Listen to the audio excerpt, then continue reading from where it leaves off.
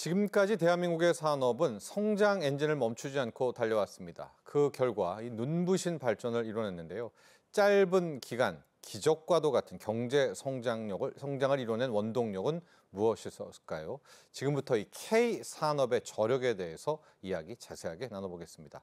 조현승 산업연구원 서비스산업연구본부 연구원, 장우진 GB 인베스트먼트 이사 두 분과 함께합니다. 안녕하십니까? 네, 반갑습니다. 안녕하세요.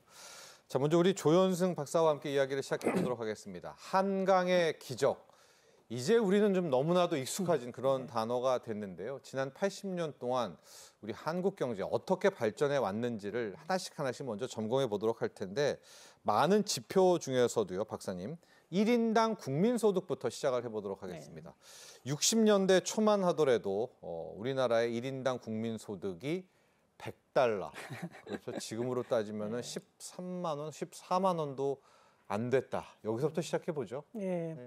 사실 이제 1960년에 우리나라 1인당 GDP가 79.7달러였어요. 이게 이제 명목 GDP로 하면은 정말 $100가 안 되네요. 예. 그러니까 물론 이제 실질 가치로 하면 좀 더 될 수는 있는데, 명목 GDP로 제가 통계청에서 이제 오늘 아침에 다시 한번 확인해 봤는데 2024년에는 이제 36,000달러를 넘어갔죠. 그러니까 이걸 숫자로, 그러니까 만약에 $100라고 계산해도 이게 몇 배입니까? 360배가 넘는 거죠. 그러니까 이렇게 많이. 400배 가까워. 예.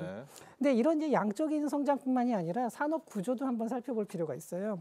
60년에는 농림어업이 39.2%였거든요. 우리나라 전체 생산에서. 그리고 광공업이 이제 14.7%고 제조업이 12.3%였습니다.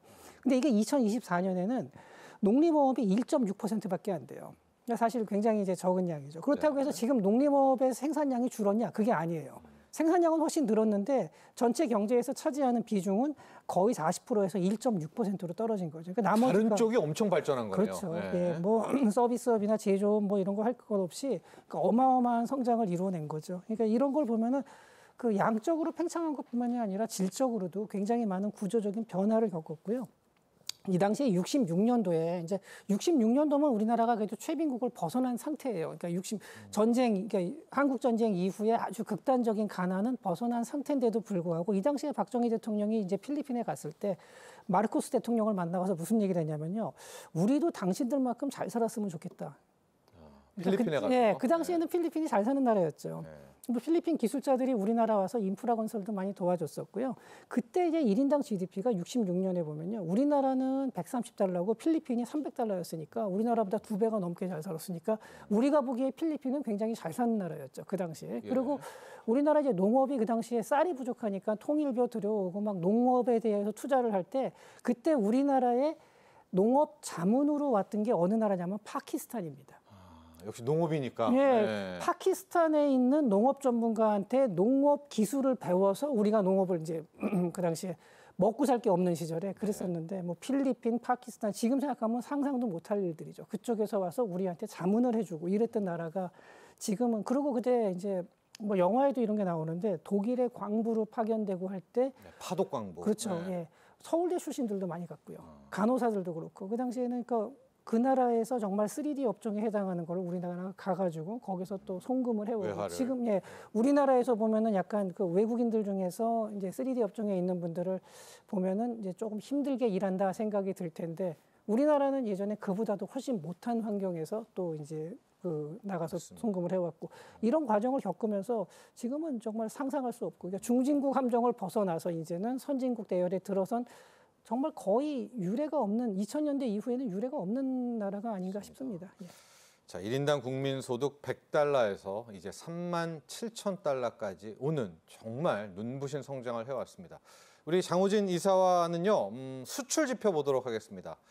제가 초등학교, 당시엔 국민학교였었죠. 네. 우리 수출 $100억 돌파했다고 막 그때 독후감 쓰고 표 쓰고 했거든요. 우리 수출의 역사 한번 보도록 하고, 수출 품목도 어떻게 바뀌었는지도 함께 점검해 주시죠. 네. 뭐 아까 말씀하셨지만 국민학교 때, 지금 초등학교 때 이제 사회 시간에 많이 배우긴 하는데 이게 또 그때 배운 것과 지금 또 얘기하는 건 좀 느낌이 좀 다르더라고요. 저도 다시 공부하면서 많이 느꼈는데, 일단 광복 이전은 당연히 우리나라가 농업 국가였잖아요. 그리고 광복 이후에 이제 전쟁 거치면서 1950년대부터 우리나라도 본격적으로 수출을 장려하기 시작했습니다. 근데 그 당시에 이제 수출을 장려한다고 한 정책 자체는 굉장히 긍정적이었다고 생각을 해요.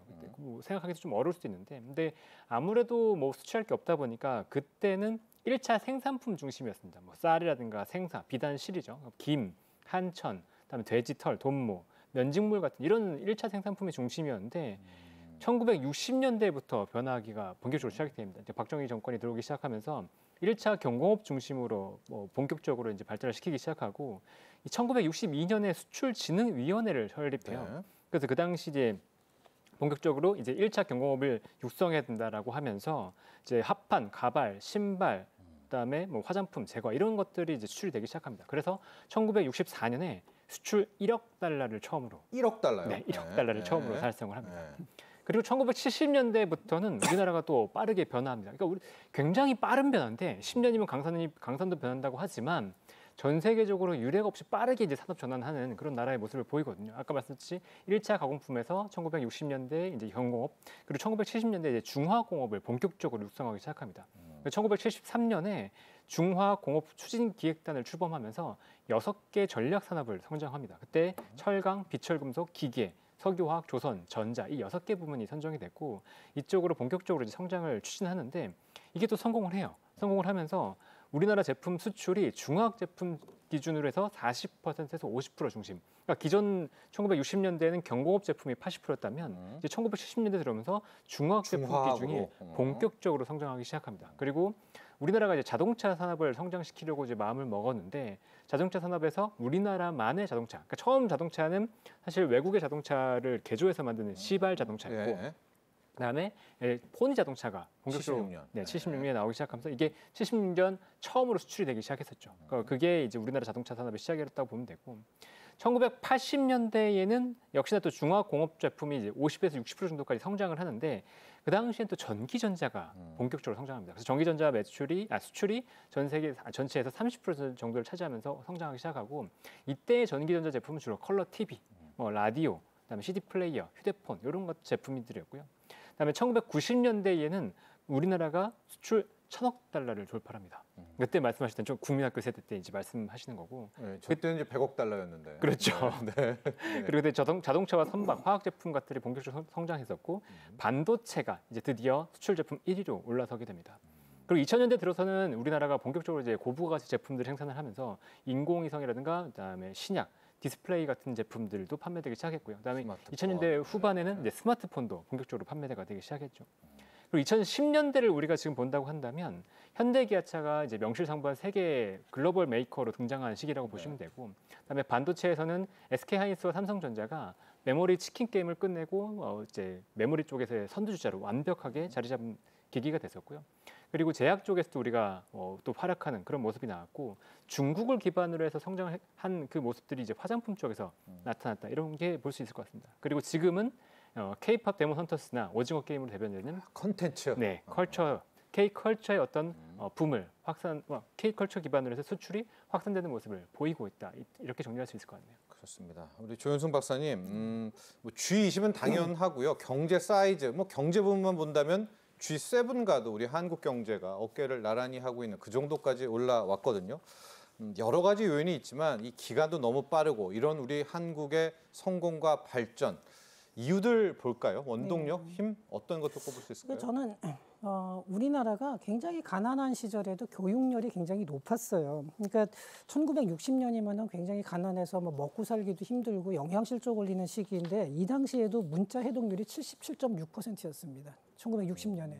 지금은 가난한 나라가도 이제 국제기구나 이런 데서 뭐 교육을 해주고 이러기 때문에 문자 해독률이 높아질 수 있는데 그 당시에는 그런 게 별로 없는 상태에서도 문자 해독률이 상당히 높았고 정말로 집에서 소 팔아서 학교 보내고 이런 식으로 이 교육열이 예, 아주 높았다는 게 이게 너무 과열돼서 또 요새는 문제가 되긴 하지만 이 당시에는 그 우리나라가 뭐 자원도 없는 상태에서 인적 자원이 상당히 우수했다. 근데 제가 요거는 역사를 전공하신 분한테도 들은 얘기인데 6.25 때 그러니까 전쟁사를 전공하신 분한테 들었어요. 근데 외국인들이 왔을 때 한국 사람들한테 가보면은 아프리카랑 별 차이가 안 나 보여요. 뭐 주택이나 이런 거 보면은 수준은 비슷해 보이는데 아프리카에 가서는 뭘 가르쳐 주면은 확산되는데 한 1년 걸릴게 한국에서는 일주일이면 된다.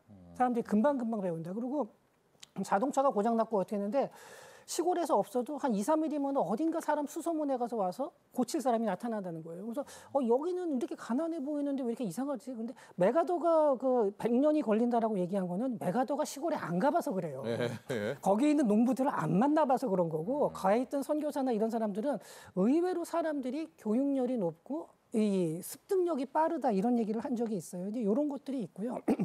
그다음에 또 하나는 세계 무역 구조에 적극적으로 참여했다는 게 굉장히 큽니다. 그러니까 폐쇄적인 그 당시에도 보면은 왜 농업 기반으로 가야 된다 뭐 이런 논쟁들도 있었거든요. 우리나라에 그렇게 가야 된다는 얘기도 있었고 또 실제로 그렇게 한 나라들도 많이 있었죠. 세계 무역에 적극적으로 참여하지 않은 나라가 있었는데 남미 쪽, 뭐 아르헨티나 이런 나라들. 예, 그런 나라들 맞아요. 좀 그런 식으로 아시아에서도 약간 그런 식으로 사회주의 계열로 가는 나라들이 있었는데 우리나라는 어찌됐든 간에 이게 뭐 부작용이 있을 수도 있고 또 여러 가지 논쟁은 있었지만 그 세계 무역 구조에 적극적으로 편입된 것이 굉장히 큰 도움이 됐고요. 아까 수출의 그 수출 100억 불 얘기한 게 이게 77년인데 저도 이때 이 당시에 이제 제가 그 국민학교 저학년 시절에 이때 우표 나와가지고 그 우표 샀던 기억이 나거든요. 갑자기 100억 달러요. 네, 지금 얘기하다가 그 얘기가 생각이 나서 지금 집에 있을 겁니다. 막 수출 금자탑. 100억 불 기념 이래가지고 그 우표 샀던 기억도 나고 하는데 어쨌든 이렇게 무역 기구에 그러니까 뭐 자원도 없고 땅도 척박하고 이런 상태에서 인구는 또 엄청나게 많고 이런 상태에서 할 수 있는 거는 인력을 활용하는 수밖에 없다. 그러니까 지금은 또 부정적으로 보면 뭐 사람 갈아 넣은 거 아니냐 이렇게 말할 수도 있지만 물론 그런 면도 있고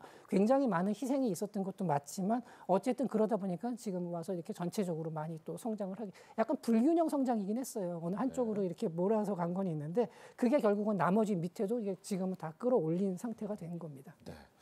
자, 우리 장호진 이사께는 이거 질문해 볼게요. 지금 한 광복 80년 저희가 특집 아닙니까? 이제 언론사가 설문조사를 했는데 이제 광복 때 당시에 우리 독립운동가 분들께서 소녀들이 꿈꿨던 분야들, 뭐 문화, 국방, 산업, 교육, 외교, 스포츠 이런 것들에 대한 이제 새로운 대한민국의 꿈이 있었겠지 않겠습니까? 그렇죠. 그것을 이뤘냐라는 이제 국민들한테 질문을 했더니 그렇다라고 답변했던 분들이 많아요. 그러니까 우리 한국에 대한 우리 자신감도 우리 국민분들에 대한 이런 것도 좀 확인해 볼 수 있겠습니다. 굉장히 많이 올랐다고 볼 수 있겠죠. 네, 제가 이제 호가 있는데 범송이라는 호가 있습니다. 근데 이 범자가 이제 백범 선생의 범자거든요.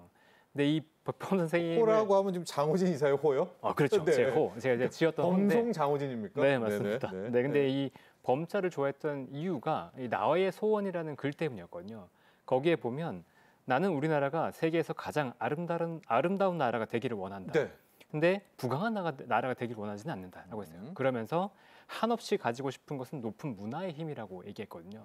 근데 지금 보면 그 독립을 염원했던 그분들이 얘기했던 그 문화의 힘이 정확하게 드러나고 있죠. 뭐 K-pop 데몬 헌터스라든가 오징어 게임을 통해서 우리가 우리의 문화가 전 세계적으로 향유되고 우리의 문화를 서로 보고 싶어하고 우리의 문화를 경험하고 싶어하는 상황까지 왔다. 이거는 분명히 우리나라 사람들이 자부심을 가질 수 있을 만한 상황이라고 보고 있고 또 그냥 단순히 문화뿐만이 아니고 우리나라가 지금까지 말씀하셨던 우리 수출 산업이 성장을 하면서 우리나라의 국력이 강해지고 또 우리나라의 산업들이 안정적으로 성장을 하면서 우리나라 사람들이 정말 자부심을 갖고 우리가 할 수 있다라는 것들을 만들어냈기 때문에 이건 충분히 예전에 소녀들이 본다고 하더라도 정말 잘했다라고 얘기할 수 있지 않을까라는 생각합니다. 네. 자, 이제부터 본격적으로 이야기를 해보도록 하겠습니다. 광복 80년이 있고요. 이제 그 중에서 우리 한국의 지금의 한국 경제를 이끌었던 산업들 저희가 한 분야씩 보도록 하겠습니다. 철강, 건설, 조던, 자동차, 반도체 뭐 이런 건데요. 철강부터 시작을 하는 것이 맞을 것 같습니다. 조윤승 박사님, 우리 철강 산업의 시작, 역사 한번 볼까요? 뭐 사실 철강이라는 게 이제 큰 범주에서 보면 대장간부터 다 철강 산업이 되겠지만 이제 그런 거 말고 현대식 의미의 철강 산업이라고 하면 우리나라에서는 역시 포항제철을 이제 먼저 거론할 수밖에 없죠. 포항제철이 이제 우리나라에서 제철소를 짓는다 그럴 때 해외에서 전부 다 부정적으로 봤어요. 이게 될 리가 없는 거다. 그러면서 그 당시에 이제 해외 원조 같은 거를 발했었는데 국제 제철 차관단이라는 게 있거든요. 근데 여기서 얘기를 했을 때 거기서 딱 퇴짜를 맞아요. 말도 안 되는 소리다. 한국에서 무슨 제철소냐. 그랬는데 이때 이제 그 박태준 회장이 어떻게 했냐면은 대일 청구권 자금이 있는데 이게 이제 일본에서 돈을 그냥 주는 거 말고 대일 청구권 자금 중에 일본에서 한국에 투자하는 형태로 하는 게 있어요. 그래서 일본에서 이제 투자를 처음에 농수산업 그 지원 용도로다가 만들어 놓은 거를 제철소로 돌린 거예요.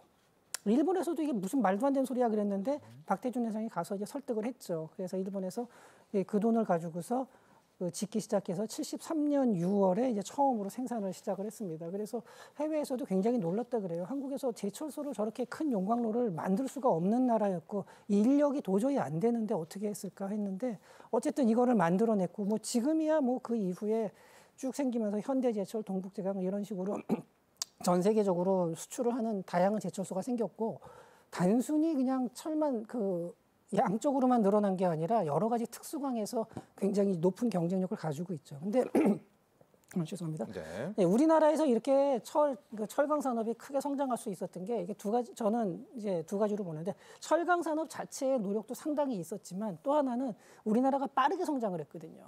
그리고 중화공업 성장으로 돌리면서 철강 내수의 철강 수요가 어마어마하게 늘었어요. 다른 나라하고는 비교가 안 될 정도로 빠르게 1년에 7, 8% 이상씩 뭐 10년 이렇게 쭉 간다는 게 이게 굉장히 드문 일인데 그러다 보니까 철강 수요가 늘다 보니까 규모의 경제를 달성할 수 있게 됐고 기술적으로도 굉장히 발전을 할 수가 있게 된 거죠. 네, 이런 식으로 가서 이게 선순환이 된 거죠. 철강하고 같이. 예, 그런데 지금은 이제 그게 조금 막히고 있죠. 그리고 처음에는 그러니까 수입 대체 산업 형태로다가 그 위주로 나갔지만 지금은 이제 전체 생산의 한 40% 이상을 수출을 하고 있고요.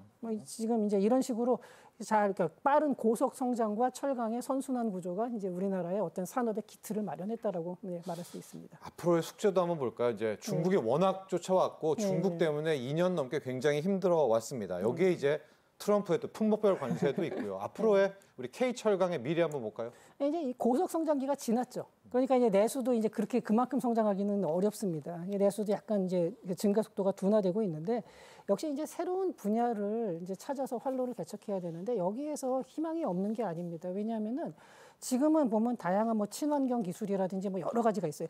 그리고 뭐 배에 들어가는 거라든지 군수 산업용으로도 굉장히 다양한데 이게 일반 철강이 아니라 다 특수강이거든요. 특히 군수용 같은 경우에 거기다가 첨가물을 어떻게 집어넣고 어떻게 배합하느냐에 따라서 강도가 굉장히 달라지거든요.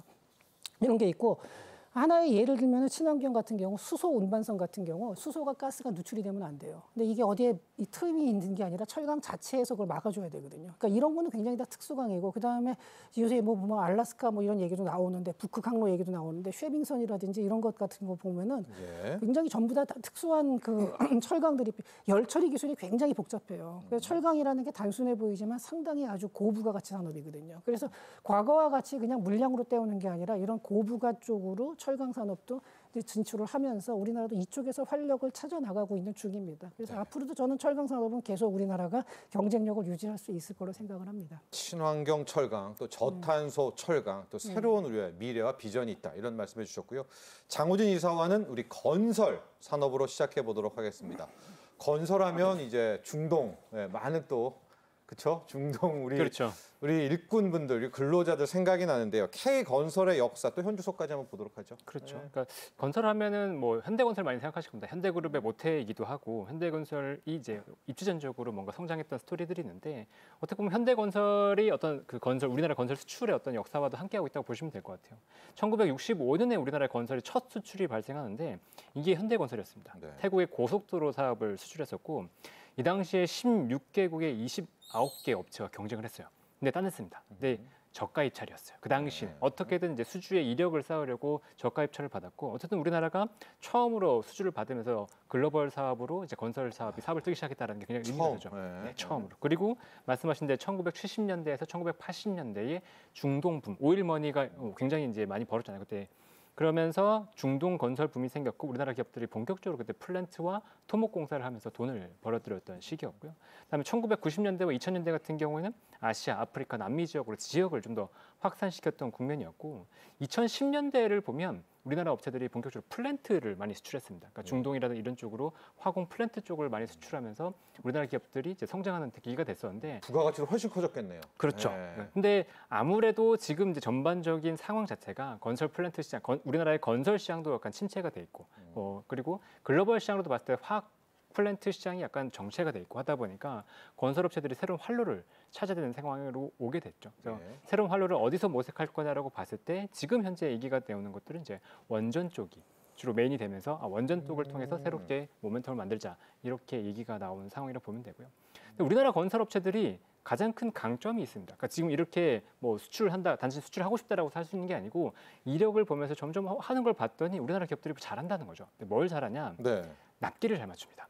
대표적으로 그 싱가포르에 보면 이제 말레이시아의 쌍둥이 빌딩 올라갈 때 예. 한쪽은 우리나라가 있고 이제 한쪽은 일본이 있는데 납기에서 차이가 굉장히 많이 났거든요. 그러니까 우리나라는 딱 정기간에 우리가 해준다는 기간에 딱 맞췄었고 일본은 뭐 이제 매뉴얼대로 하다가 네. 굉장히 늦었다는 그런 얘기도 있었는데 우리도 매뉴얼대로 했는데 빠른 거죠. 아 그렇죠, 네, 네, 네. 그렇죠. 네. 네. 물론 그렇긴 하지만 어쨌든 우리나라 기업들이 이제 이 기간을 맞춤과 동시에 또 신뢰성이 있기 때문에 그만큼 건설 쪽에서 우리나라에 대한 어떤 신뢰도 믿음이 좀 있었다고 보시면 되고 또 외국 플랜트 사업이나 이런 대형 사업들을 추구하다 보니까 기술력도 많이 쌓였습니다. 그러니까 축적이 됐다는 거죠. 물론 이 기술에 있어서 어떤 설계나 이런 쪽은 조금 분석하지만 그래도 시공 능력만큼 시골에서의 기술력만큼은 우리나라가 전 세계적으로도 탑순이다 이렇게 볼 수 있을 것 같습니다. 네. 뭐 박사님 우리 K건설 현재 수주 실적 몇 개 볼까요? 프로젝트들? 네. 사실 예전에는 지금 아까 그 장 이사님께서 말씀하신 대로 그 인건비를 우리가 이제 좀 싼 그 비용을 가지고서 가격 경쟁력으로 앞서고 뭐 단순히 기간을 잘 맞춘다 이런 정도지만 지금은 뭐 원전 같은 경우 굉장히 많고 또 하나는 얼마 전에는 그러니까 원전에 대해서 지금 많이 알려져 있죠. 한수원에서도 지금 뭐 체코의 원전이라든지 이런 것들이 뭐 많이 알려져 있는데